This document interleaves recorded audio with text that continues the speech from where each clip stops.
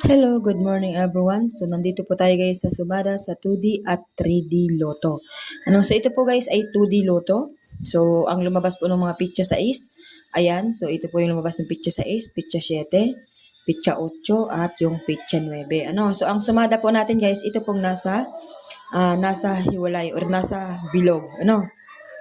Kasi yung iba, akala nila pati yan mga sumada. So hindi nila napansin na mayroon pong pitsa doon po sa gilid. Ibig sabihin po niyan, yan po yung mga lumabas nung araw na yan. So ito po yung ating diskarte or sumada na pwede ninyong tayaan, na pwede ninyong alagaan sa loob ng 3 days. So ito po yung ating sumada, 4, 26, 4, 26, 17, 23. Ang iingay guys sa mga bata, grabe. Dito kasi sa bahay, dito yung pinakamaraming bata. Ang dami po. So, ang 3D natin guys, ang swertres natin ay, ito po yung mga lumabas ng pitsa 6. Mali yung natin guys, mali yung linya, pitsa 6, pitsa 7, pitsa 8, at pitsa 9. Ayan.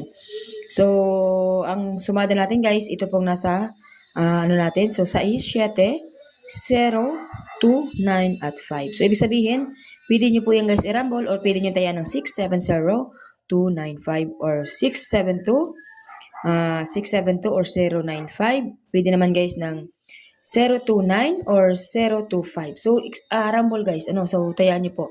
So, yan po ang nakikita ko. Kadalasan guys, nakukuha natin ang sumada ng swertres. So, yung swertres guys, kadalasan talaga ay nakukuha ko talaga yan. Kaya tayaan nyo.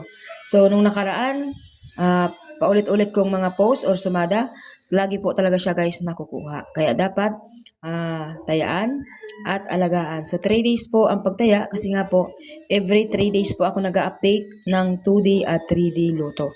Hindi po ako araw-araw nagbibigay ng sumada ng 2D at ng swertres. So, kadalasan po guys, ay minsan ay nakakalimutan ko, inaabot pa ng 1 linggo. Ayun.